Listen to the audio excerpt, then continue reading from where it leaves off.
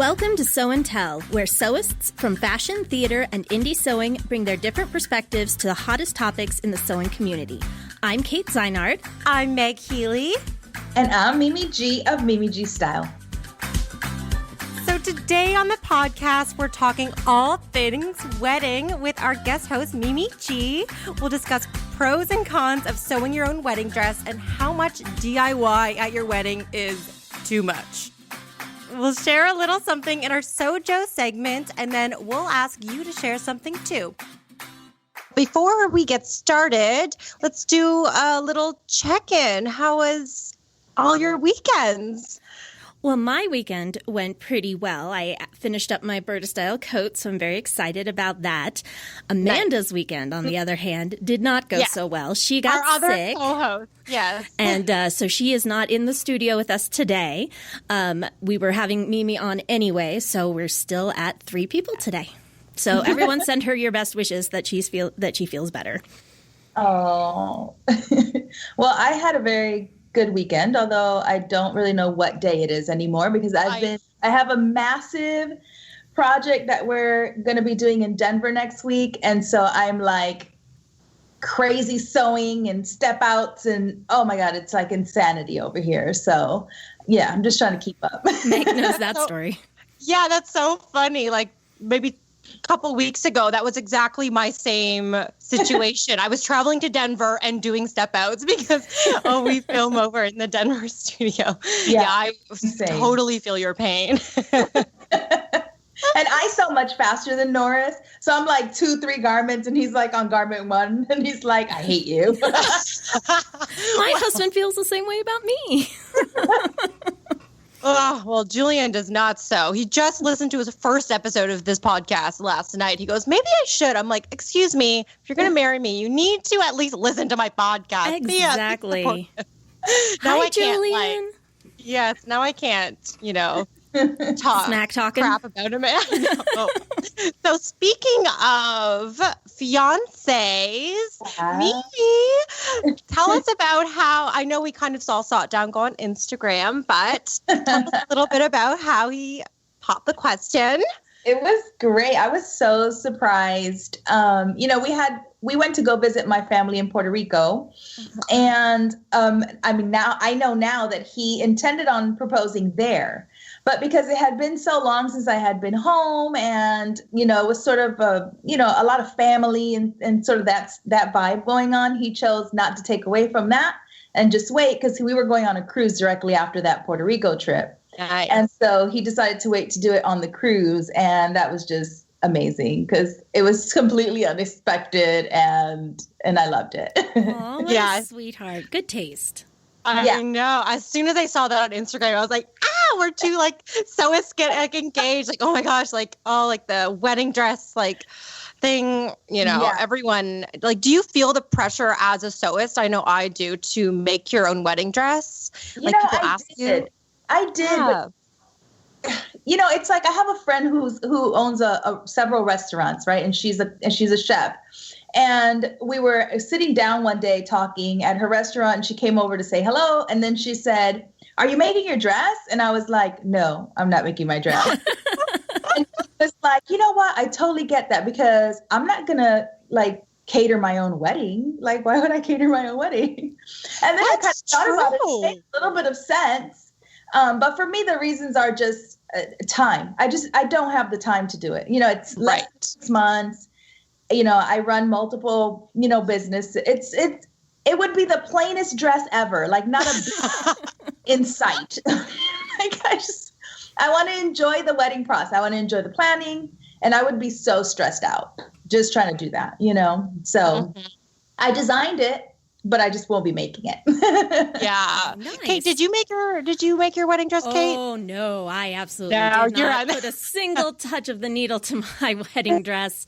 I was feeling very much the same way. I was so stressed. I'm a very anxious person anyway, and I'm like, this is not something that needs to be part of my life. And I wanted something with a whole bunch of beads and fancy stuff on it, and I didn't want to have to, actually do that myself.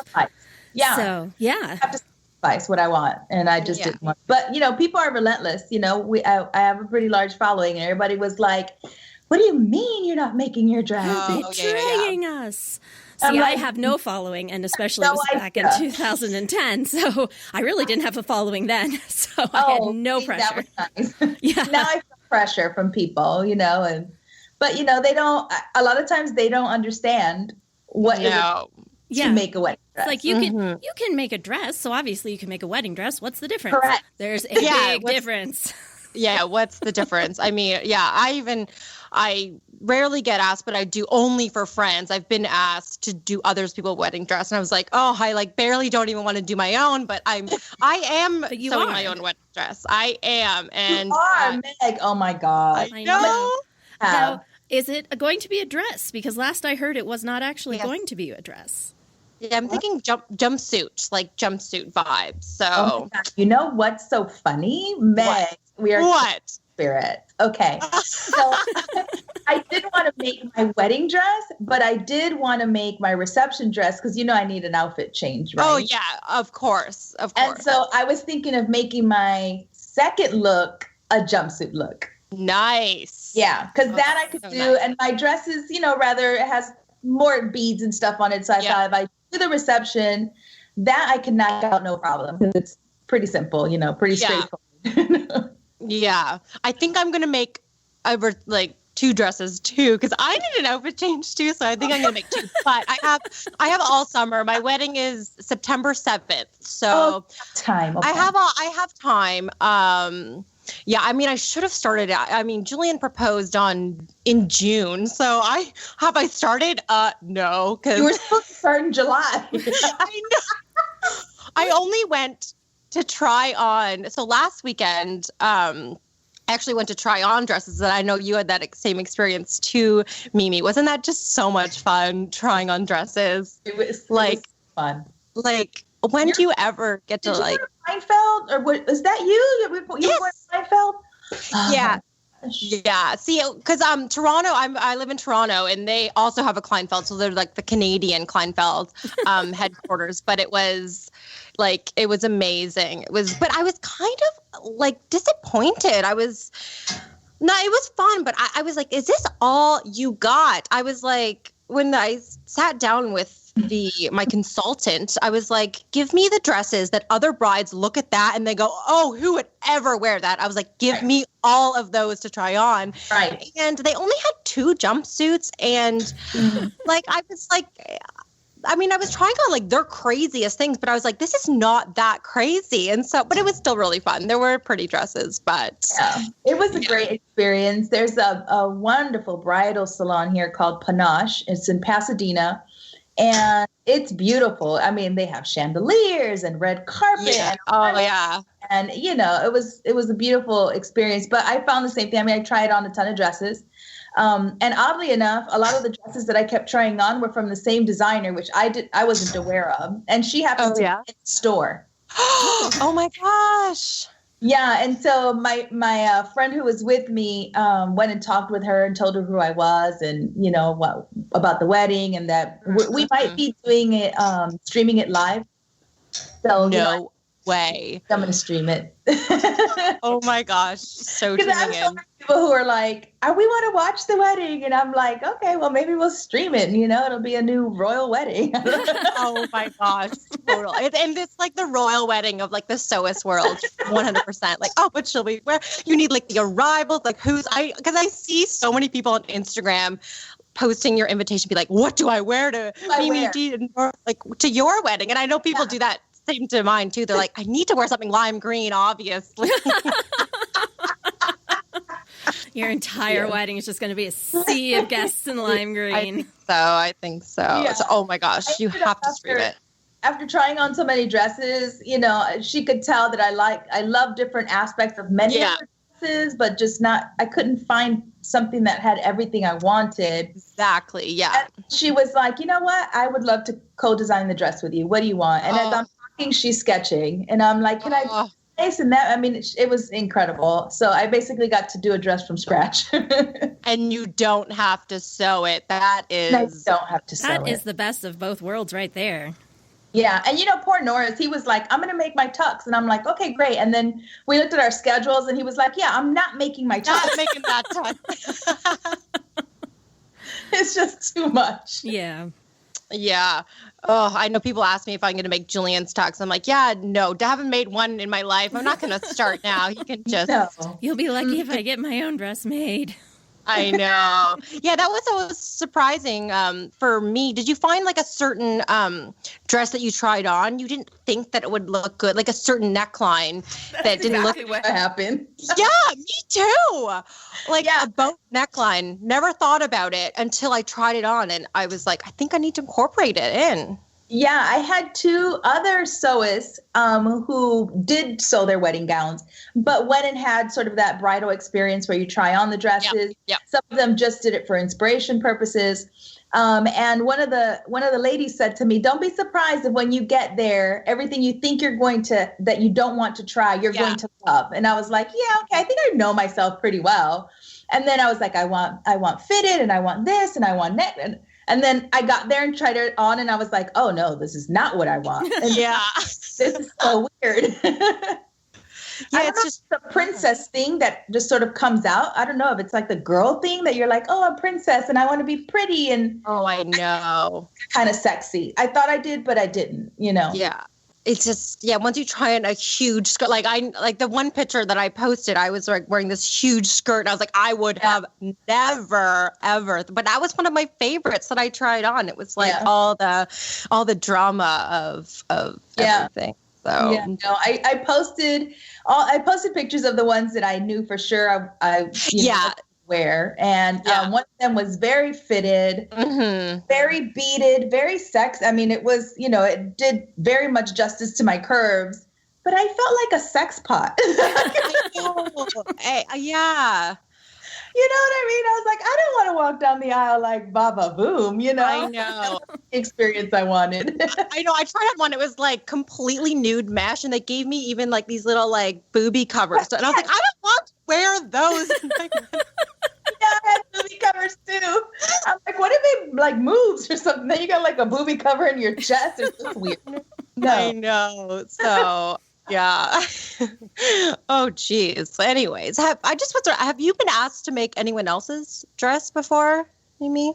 Well, my daughter knows. She says when she gets married, she wants me to make her dress. Outside of that, no. And I think all my friends, my family, people who know me know I do not sew for anybody else but me. I won't do it.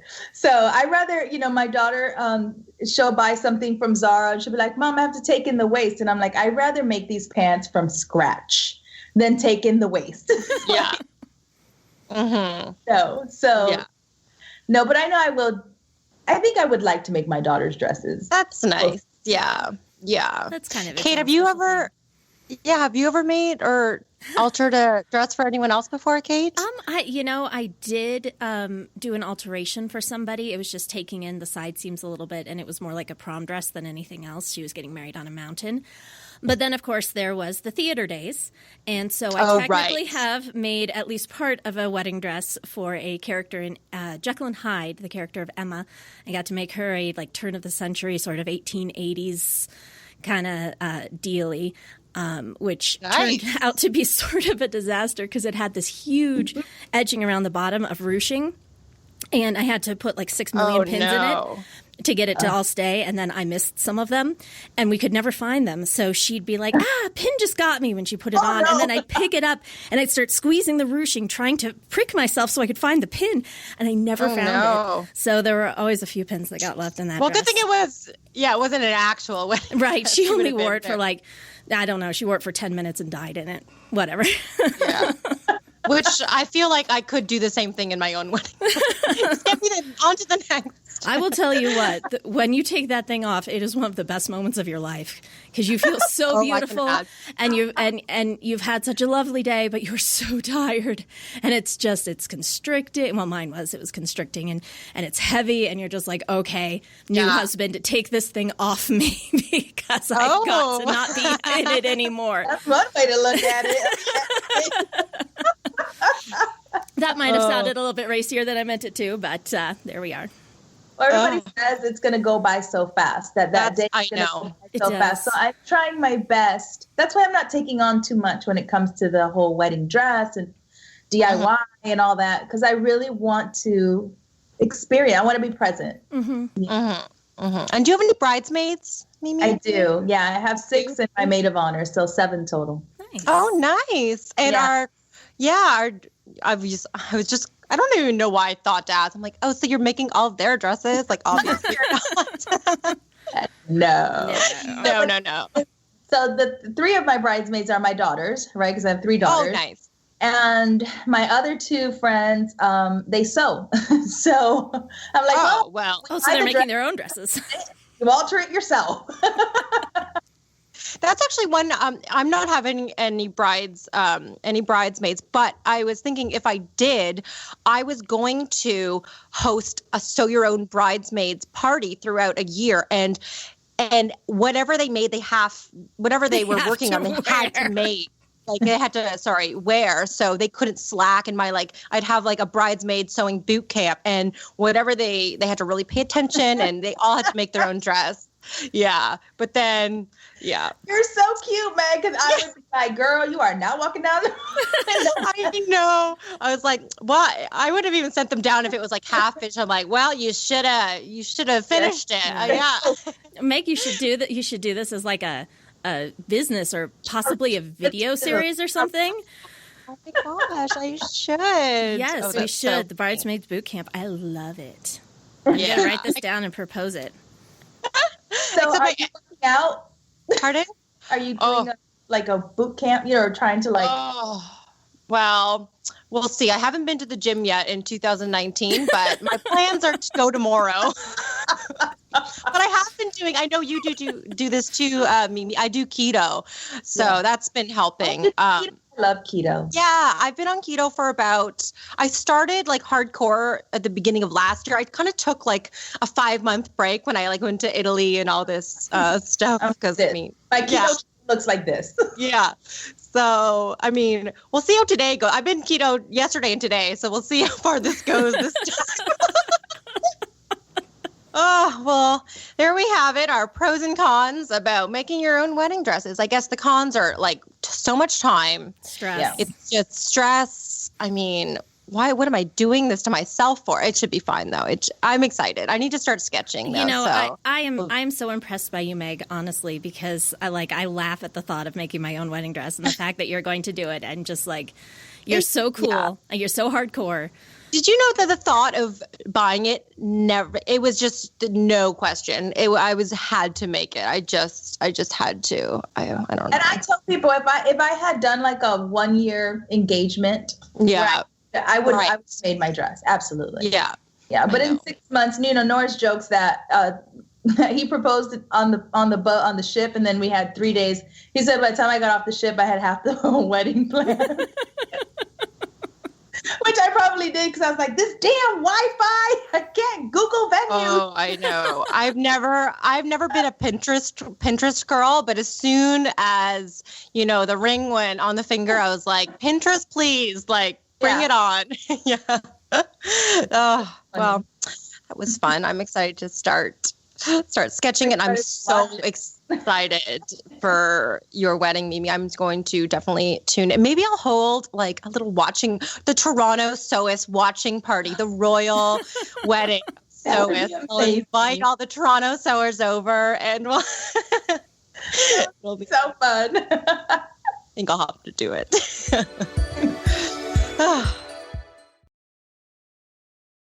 All right, so you were just talking about planning the wedding, other than clothing-wise, after you got engaged on the ship, and I think that's an interesting thing to chat a little about.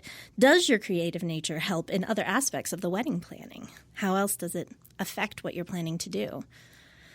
Are you guys planning to do any DIY for your wedding, other than obviously Meg's wedding dress? I feel like Meg is like DIYing a lot of stuff. Like I am. I just can't do it. I'm not DIYing anything, actually. There's nothing DIY. I might do like the sign in, get your your table seating thing. I saw something really cool. But I also watched this video on YouTube about the 20 things or the 10 things that your guests don't care anything about. Oh, yeah. There's a lot. They want an open bar and they want good food. That's all they care. Exactly. True. So we're like, we have good music, a 5-hour open bar. I think we're good. Oh, yeah. Yeah, totally. Oh, music too. Definitely music. Yeah. Yes. And, the flowers, I'm actually using someone called the Flower Chef. She has a show on Blueprint and she's amazing. She has a book. Yeah, she's fantastic. And we met at an event that I did for Blueprint and she was just fantastic. And she happened to be in LA. So she came over to the studio and we got to talk and she was like, I'd be more than happy to do the flowers. So that was really nice. But as far as everything else, there's not much else that I want to DIY. I'm not doing tables, things or favors. I don't think I'm going to do much of that at all. So we were DIY. Yeah, we were actually just talking about wedding favors. We're like, do we really need them? I don't think so. Half the time I forget it. Like I'm just kind of stumbling out of a wedding. I don't forget to take the little jelly bean pouch. Exactly. Exactly. It would have to be one heck of a favor for me to want to, do it. I don't know. So yeah. Oh, we're doing a lot. So luckily my dad owns a catering company, so that's covered. Yeah. And so we're thinking about venues and stuff. So what my dad suggested is we're just pitching a tent in the parking lot of their industrial kitchen. So the food's just going to be, and so we need to build, it's going to be in a parking lot. So imagine we need to make it very us. Yeah. Yeah. So I have a lot of sewing to do. I want to make pillows. I want it to look like a lounge because we're not having dinner, seated dinner. It's going to be all cocktail style, passed around food. And so my fiance, Julian, he's kind of an artist and he builds wood sculptures and stuff. So he's actually building all of the lounge furniture out of shipping pallets. So we're building all our own furniture too. What have I got myself in, lady? You're insane. Okay, guys, I knew about the tent. I did not know about the furniture. Yes, there's been furniture added to the list. And I'm going to sew all the, because I need to create custom cushions. So I'm going to make all the cushions and do all the tables, I don't know. I need to figure this out. Yeah, you really off should this start podcast right now and go Zoe. I know. Yeah, I'm sure it'll all come together. I'm sure it'll be fine. So yes, that's the attitude to have, definitely. Because my attitude was, oh my God, how am I going to make this happen? And it was less fun, I think, than it'll work out. Yeah. It's just I don't want it to look like a Pinterest epic fail. When you see the picture, it's what I meant to do, and then it's an actual is that a dumpster in the background? So we just it'll be, if anyone listening has come to my wedding, I swear it'll be just gorgeous. If you I'm parking, are you covering the parking space lines? Are we I would have, oh my God. Oh, geez, I need to think about that. No, I'm just We're paving the entire parking lot. That would be my goal.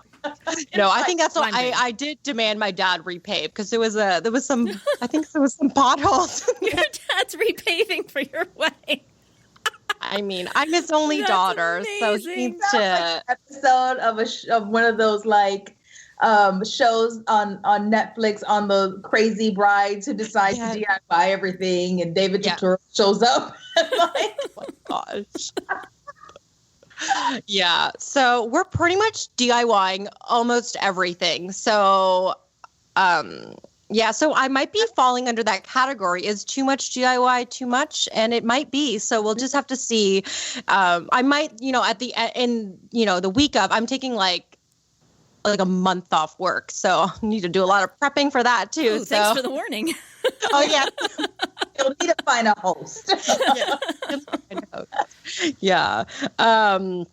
But yeah, like every little thing that we just always, because I can always do textile building of things, and Julian does we have a woodworking shop in our loft and a sewing studio. So with our combined talents, we can build anything. And Julian's a bit cheap, so he'd rather just make it himself too. I thought prior to the wedding, like before, when I would think about it, I would say, oh, I don't want a, fancy wedding. I don't want this. I don't want that. Just, a couple friends and then, he proposed, and all of a sudden, like a switch went off in my head, and I was like, I need plated dinners and tea, I know.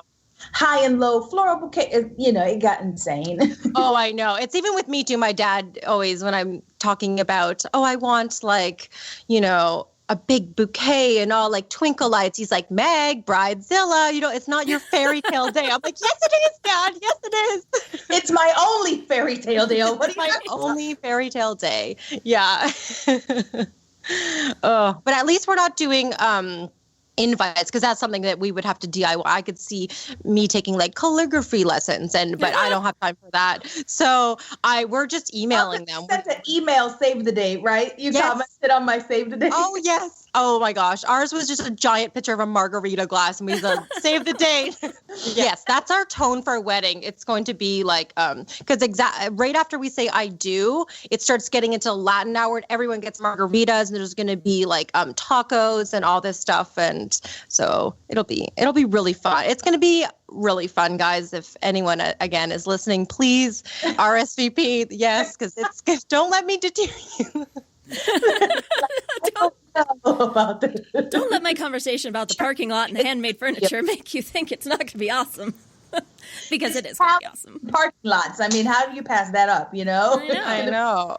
Amazing. Well, there's no time limit. There's no noise constraint. We're in the industrial part of town, so there's no time limit, no noise. We can be as loud and as late as we want, and I think that's fun. It's a good point. Yeah.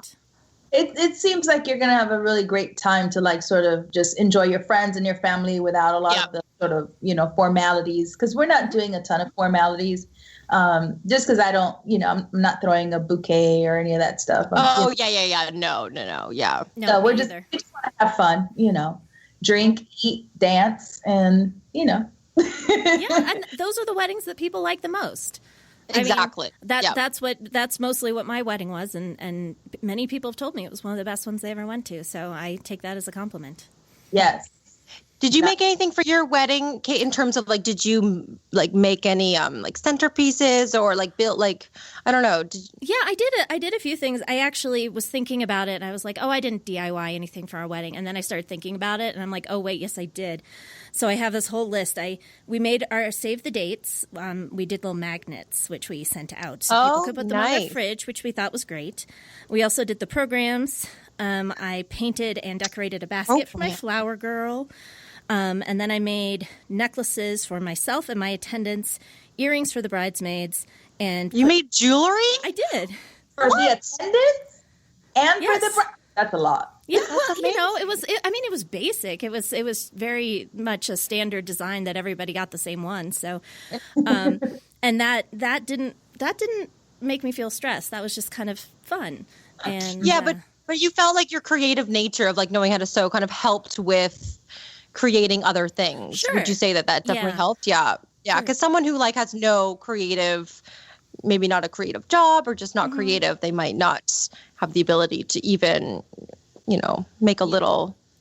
I think it definitely lends to at least the decision making, because really the wedding is done. I mean, as far as planning goes, everything is good, and we're like 3 months out, But that's because both me and Norris know exactly what we like and what we don't like, and what we want and what we don't want. So it makes it easier when, instead of having someone who's like indecisive or can't really figure out or visualize what it's going to look like, and that's I can be like, oh yeah, I know what that's going to look like. Like that's the worst, like an indecisive. It's like, I don't know, like maybe this. It's like you need to really know, what you want. Yeah.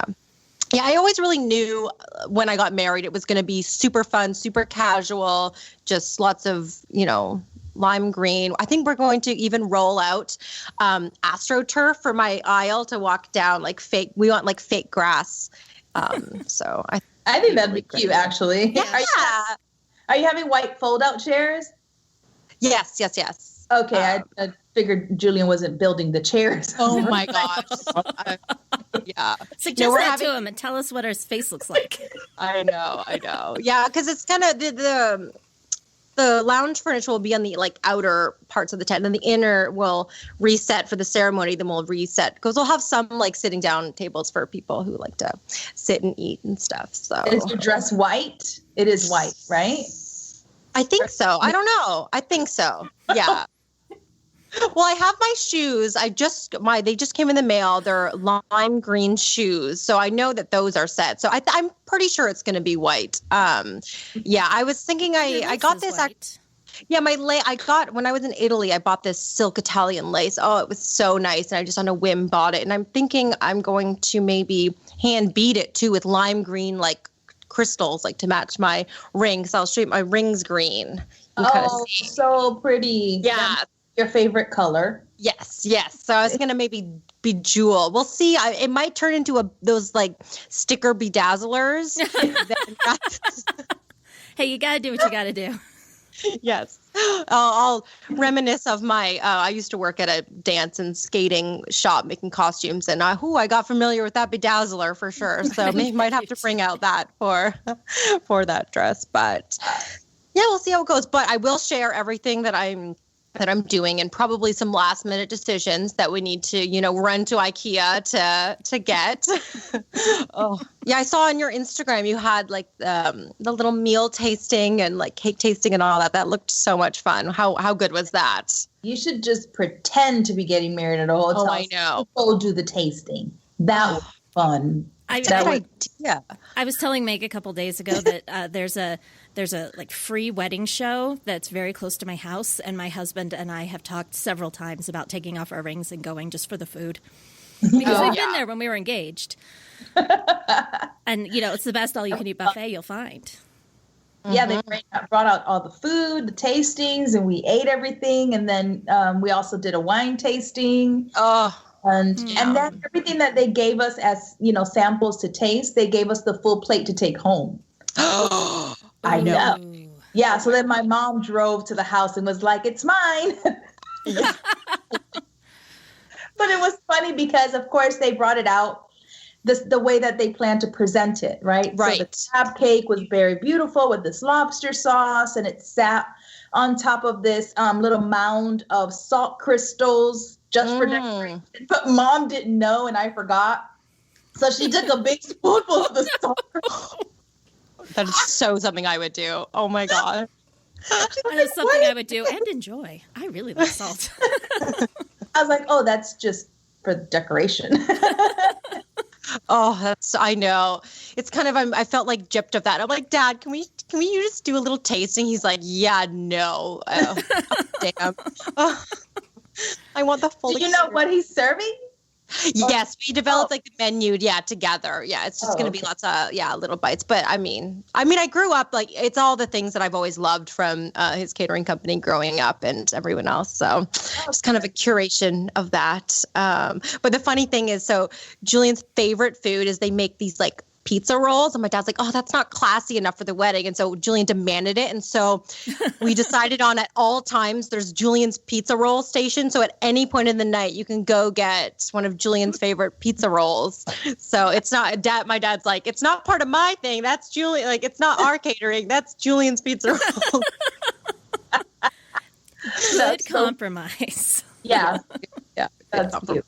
It's always fun to I don't know. I love talking about weddings and stuff. It's always fun. All right. I think we better wrap up and move on to our SewJo.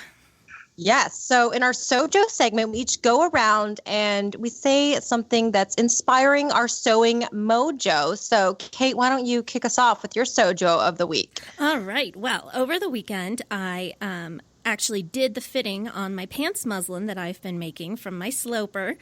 Nice. I had actually sewn it a couple weeks before, but I actually had the time to sit down and do the fitting, and I was really pleased with once I, followed all of your instructions and pinched out all the places that were weird. I think it's going to look really good. So I need to finish altering my pattern. And then I need to either get some more muslin to make another one or get some cheap fabric of some sort and test it out and see how it goes. But I'm really excited because I might actually have a pair of handmade pants that fits me, and that's very exciting. Awesome. That's really good. Yeah. It's so cool. Like, yeah, take your measurements and put it on paper, like draft it really from scratch. That's so cool. Right. And then to be able to say, okay, this isn't fitting right. And then wait, if I do this, this, and this, suddenly it does. Yeah. And then transfer that over the pattern and poof, pattern fits. Yeah, I think in a bonus episodes, we were talking about muslins and how I literally never make a muslin fitting of anything. And so, but for my wedding dress, I think I'll definitely should consider for the wedding dress. I think that might be a good idea. Yeah. Okay, so I'll hop into mine. So my SewJo is actually making a pair of jeans. I'm just kind of sick. I know I said this a couple weeks ago. I wanted to make a wide leg pair of jeans. I'm just sick of all my skinny jeans. My ankles just are suffocating right now. And I just want to bring that pant leg out. And in the March issue of Berta, there's a really cute kind of shorter cropped pant. And so I have leftover denim from that jumpsuit I made in, I think the 1907 Sew News. I don't think it's hit newsstands yet. I just sent it in. So I'm going to make... That would be June, July. So no, it's not on newsstands quite yet. I still don't understand like the issue number to release. I'll get it straight one day. So I'm going to make some denim wide leg kind of culotte pants. So that's what I'm working on. Those are going to be cute. That's great fabric. Mm-hmm. What's your SewJo, Mimi? Oh my gosh, this week has been, so I'm making 5 garments plus step outs for each, and Norris is making 5 garments plus step outs for each. So it's been madness. But one of the things that I, sort of realized this week is that when I start to make something and I don't like how it's going, I will scrap it and start again. And even though I'm on this time constraint, I just always feel like people need to be okay with not everything is going to work exactly right all the time. Sometimes you pick the wrong fabric. Sometimes it just doesn't work the way you want. Oh, yeah. It's okay to like step away, start again, and, not freak out. It's just fabric. So I've had that lesson again and again and again this week. That is a great philosophy. I'm going to hold on to that one. It's just fabric. It's just fabric. It's just fabric. Totally. All right. And now it's time for our Sew and Tell section. Last week, we asked you, do you ever suffer from sewist block and how do you deal with it? And we got some answers on Instagram. Meg, why don't you start us off? So we had Kathleen Sews write it on Instagram, and she says, sometimes I become overwhelmed by all the possibilities. The best thing for me to do is to just sew something quick. A small, quick project gives you a little win and some confidence. And I think that's so true. I do Love too. that. I also found what Sarah Kirsten wrote, also on Instagram, to be very true. She said, take the littlest step that you can forward, no matter how small. So often action leads to more action. And I think that's true. I think sometimes when you're stuck, just doing something will get you unstuck. So for this episode, we're going to ask you to weigh in yourself. How much wedding DIY is too much wedding DIY? Because Meg's still trying to figure it out. So give her some help.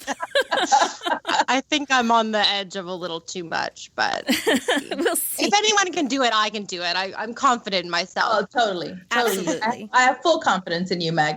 Oh, thank you. All right. Before we close out, Mimi, why don't you tell our listeners where we can find and follow you? You can find me on Facebook, Instagram, YouTube, the blog, and everything is just at Mimi G Style. So it's pretty easy. Or you just Google Mimi G. I'll come up. Oh, yeah. Love it. If you type in like MI, you like come up on. Well, thank you so much for taking the time to talk to us. It has been so much fun. It really We just had a little giggle fest, and I love it. This is a really great break for me because usually when I'm asked to do a podcast, it's to talk about like the business of sewing and what I've done and how I've done it. And so this is like, I don't get to talk about any of that, just about my wedding. Yes. I know I've listened to so many podcast episodes, and it's great. I know everything about all your businesses, and I love you for that. But I wanted to hear about the wedding. And since I'm going through it too, and I think you're so fun, and your personality just shines through your Instagram. And I know all your followers feel you just give back so much love and positivity. And I love you so much, and everything that you make. You inspired me. Awesome. Well, thanks again. And thanks everyone for listening. Thank you guys. Happy stitching. Happy stitching. Happy stitching. Bye. Bye. Bye. For links to everything we talked about in this episode, go to our show notes page at sewdaily.com/sewandtell. If you want to get in touch with us, you can email us at sewandtellpodcast@fwmedia.com or visit us on Instagram at sewandtellpod. Answer the Sew and Tell question, tell us your SewJo, or just leave us some feedback. If you enjoyed our show, please subscribe on your podcasting platform of choice. And please leave us a review, ideally a good one, because that helps listeners like you find our podcast. And tell your sewing friends about us, too. Thanks for listening, and happy stitching. Sew and Tell is a production of F&W Media Studios. It is produced by Meg Healy, Amanda Carestio, and me, Kate Zaynard. Our consulting producer is Ron Doyle, our audio engineer and editor is Kevin Mitchell, and our executive producer is Jared Mayer.